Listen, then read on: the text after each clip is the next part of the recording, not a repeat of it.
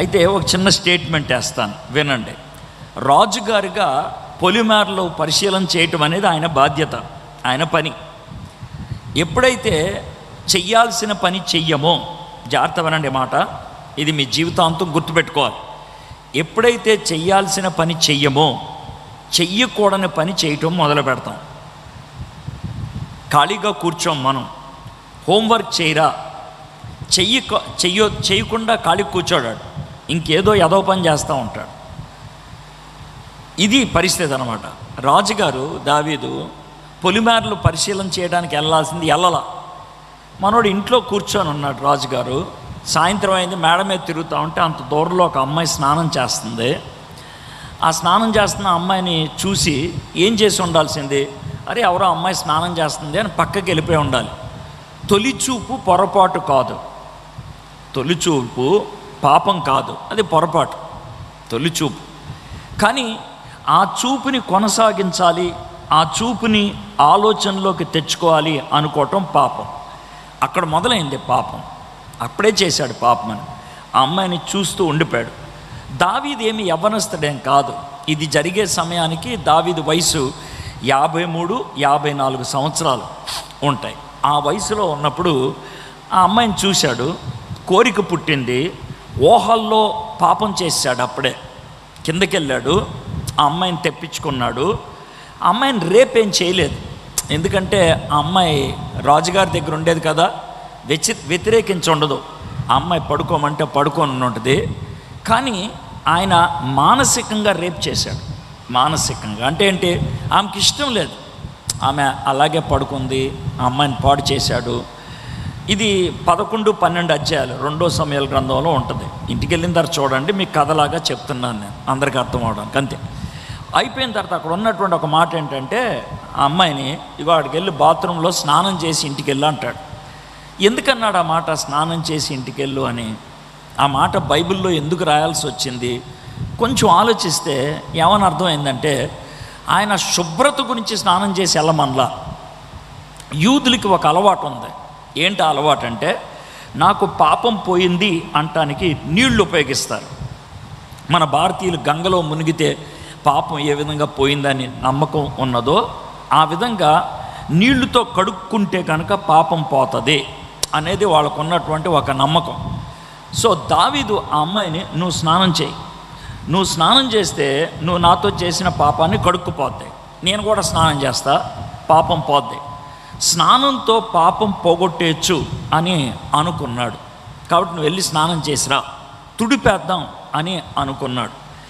ఇది దావీదు చేసిన పని అయితే, మనం ఆధునిక ప్రపంచంలో స్నానం లాంటి పనులు చేస్తూ ఉంటాం. యవ్వన బిడ్డలు చాలామంది ఉన్నారు, పెద్దోళ్ళు కూడా ఉన్నారు.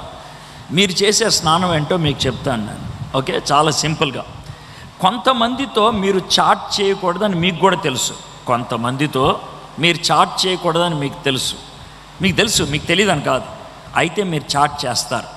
ఎలా చాట్ చేస్తారో మీకు చెప్తాను, వినండి. గుడ్ మార్నింగ్ బంగారం, ఒక నిమిషం తర్వాత డిలీట్,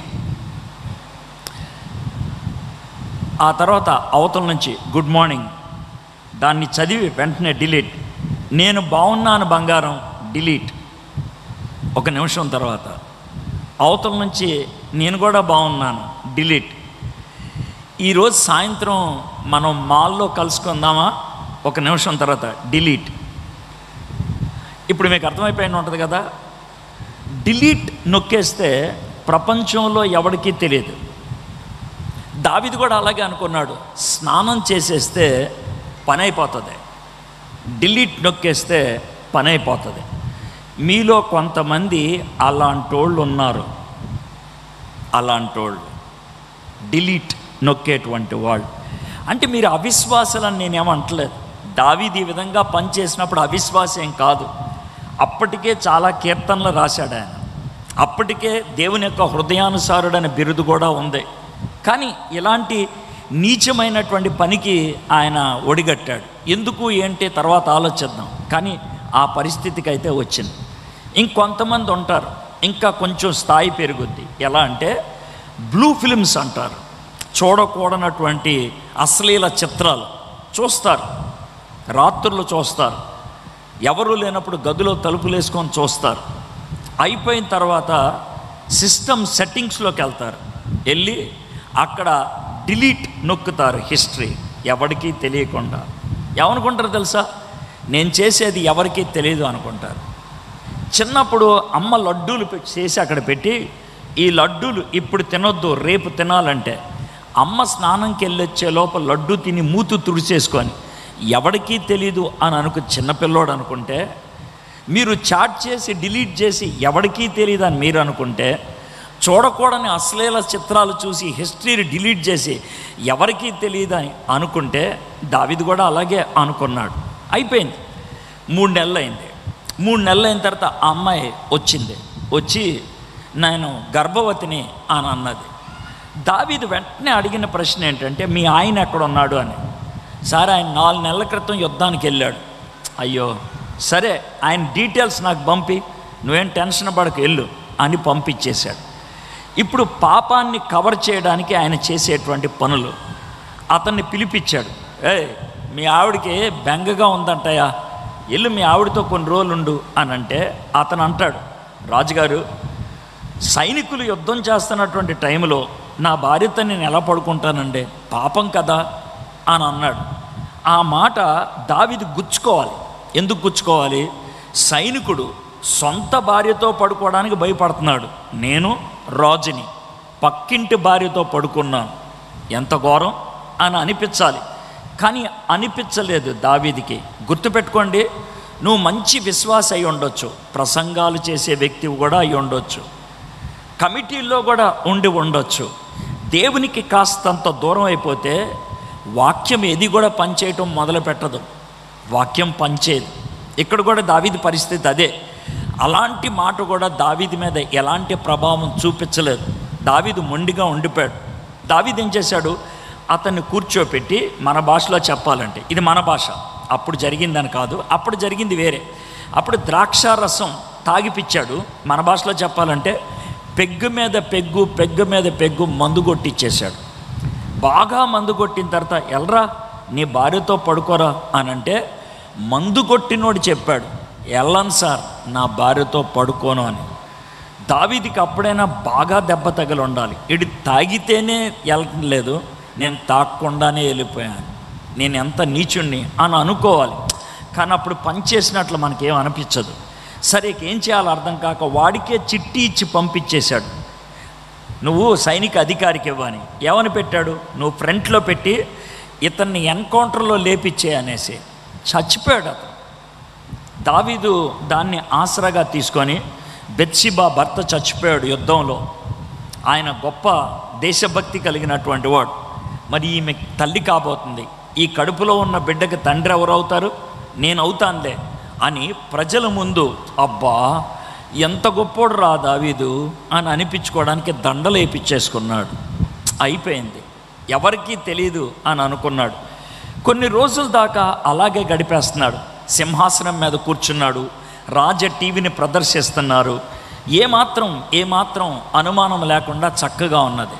ఒకరోజు ఒక జర్నలిస్ట్ వచ్చాడు. ఒక జర్నలిస్ట్ వచ్చి, నేను జర్నలిస్ట్ అని మన భాషలో చెప్పాను, వాళ్ళ భాషలో చెప్పాలంటే ఒక ప్రవక్త గారు వచ్చారు.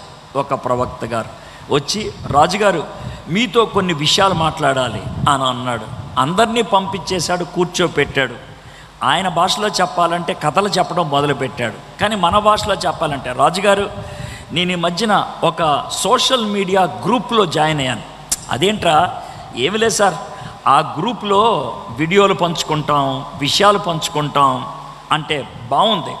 ఏమి లేదు రాజుగారు, ఒక వీడియో క్లిప్పింగ్ పంపించారు నాకు, దాన్ని మీకు చూపిద్దామని వచ్చానన్నాడు. సరే చూపి అని అంటే ఆ వీడియో ఆన్ చేశాడు.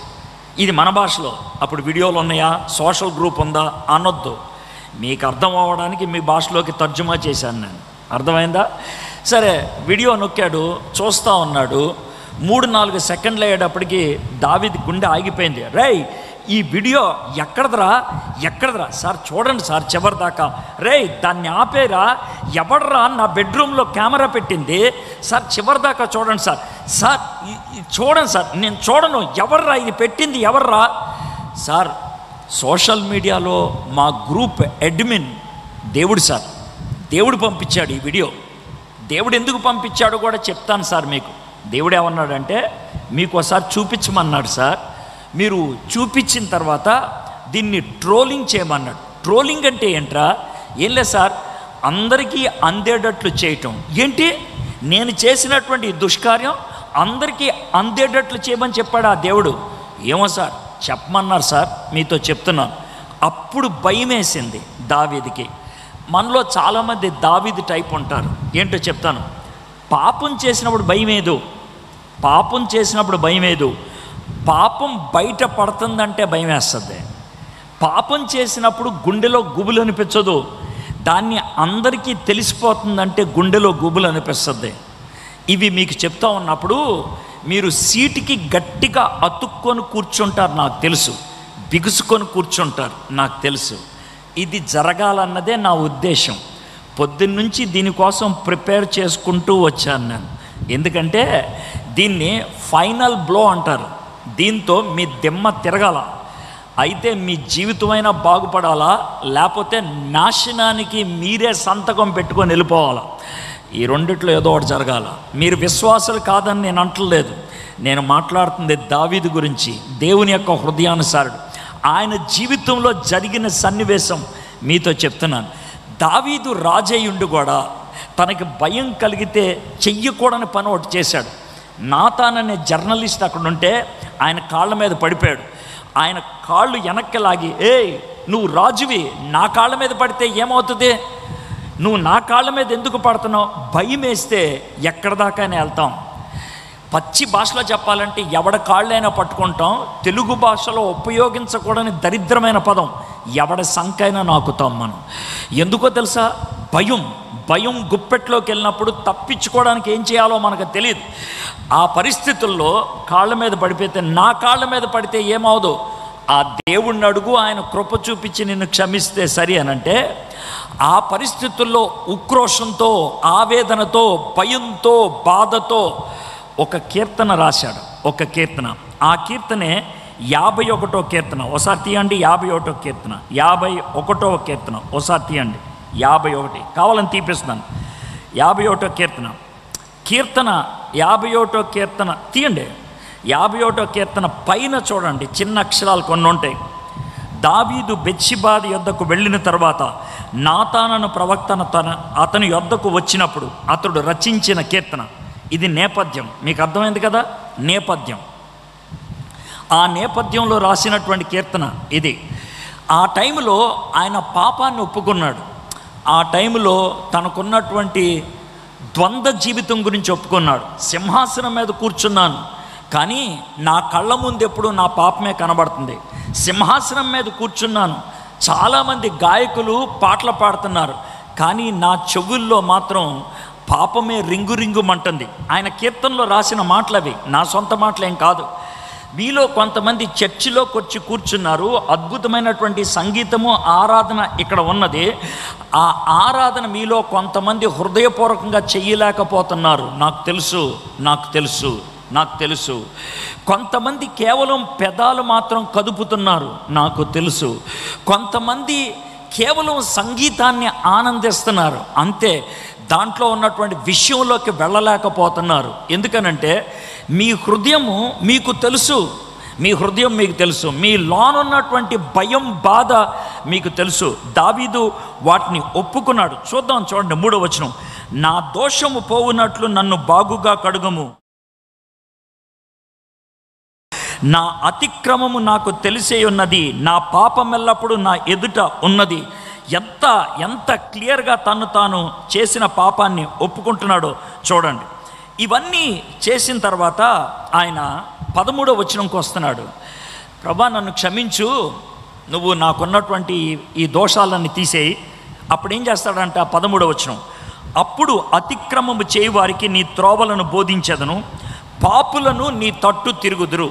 దావీదు దేవుడితో ఒక ఒప్పందం చేసుకుంటున్నాడు. ఏమనంటే, నేను పశ్చాత్తాపడ్డాను కదా, పాపాన్ని ఒప్పుకున్నాను కదా, నీ పాదాల చెంత చేరాను కదా, నన్ను క్షమించు.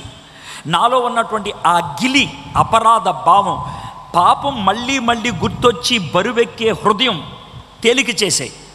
ఆ బరువు తీసేయి. మీకు అర్థమయ్యడానికి ఇన్ని పదాలు నేను ఉపయోగిస్తూ ఉన్నాను.